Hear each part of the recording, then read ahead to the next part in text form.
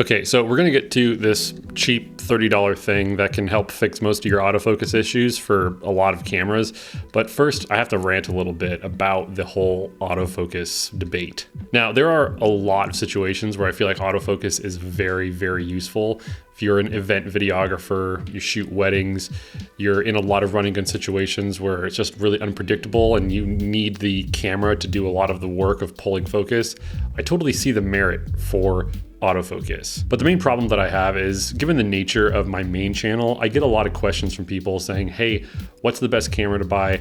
I want to make YouTube videos. And a lot of people seem to come to the conclusion that they need continuous autofocus. But a lot of the times when I see the videos that they end up making, it's just them talking to a camera like this. And that's just something that I really want to hit home is, if you're making videos like this where you're just talking to your camera, you don't need continuous autofocus. Check this out. I'm gonna go far away from my camera. I'm out of focus, right? Now I'm not. Don't have continuous autofocus.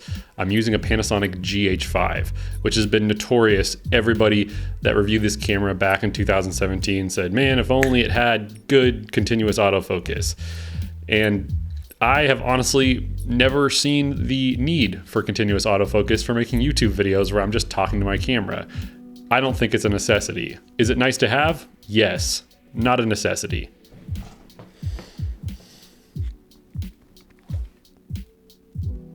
Now just keep in mind that I do have cameras with good autofocus like this S5 IIX, but if you watched my last video, you'll notice that the autofocus still doesn't perform perfectly unless, you have the most optimal conditions.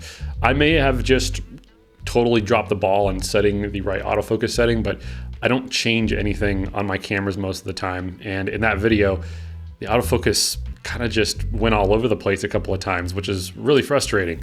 If I was using my GH5 using the autofocus technique that I'm using right now, the whole video would have looked a lot better, and there wouldn't be any portions of the video where the autofocus would just randomly drift. So what is this little device that I'm talking about? Well, this is a wireless shutter remote. Now, the nice thing with Lumix cameras, and I'm pretty sure Fuji cameras and Olympus cameras and even Canon cameras have this feature where they have a link port on the camera, and you plug in a remote cord to that link port, and you can use a remote as the shutter button instead of the shutter button on your camera.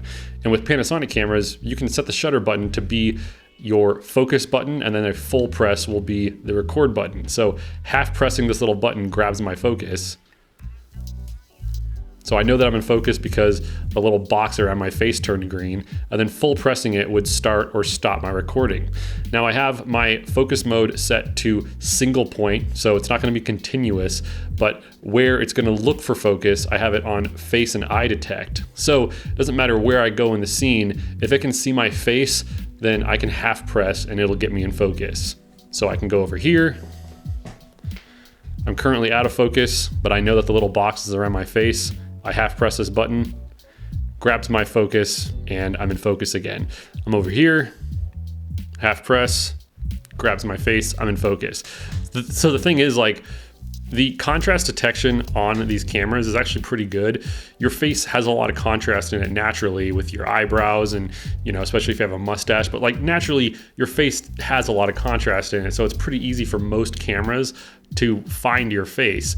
It's just cameras like this GH5 use a contrast detection based autofocus system, and that isn't the greatest for continuous autofocus. That's why a lot of people move to phase detection systems that you find in the Sony cameras and now the Panasonic Lumix cameras. So the one that I'm using here is by Pixel, and I'm pretty sure this is like 20 bucks, but this is a wireless shutter release. So I just have it mounted on my camera, plugged into the link port, and I have my autofocus mode set to single, so it's not going to continuously look for an autofocus point. It's only going to autofocus when I half press this little button on here, and I have the focus area set to face and eye. So when I half press this, it's going to look for my face and it's going to autofocus on my face. But I can switch things around a little bit to put just a single point autofocus area on the middle of the screen, and that way you can do shots like this. Okay, so now I have the autofocus set to the middle of the frame. So that means anything that's basically in the middle of the frame is what it's gonna autofocus on. So a lot of people like to do shots like this where they hold the camera or some piece of gear up into the screen, And with this type of autofocus, you can just half press your button and you can hold it up, show the viewers, pull it back, half press my autofocus button again, find my face. So it's not obviously the smoothest autofocus that you can use, but there is ways to do it. Like, I'm not a big hold, products up to my camera type of YouTuber. I know that a lot of people like to do that, but I mean, even just this little thing, I can hold it up, grab my focus, come back.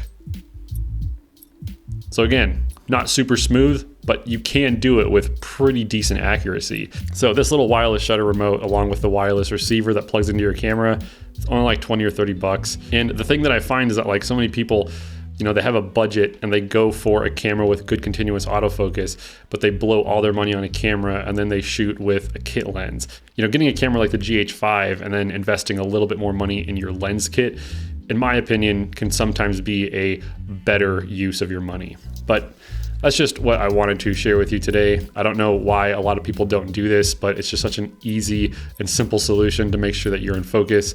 Again, I can be far away from my camera, but as long as my camera can find my face, I can keep myself in focus.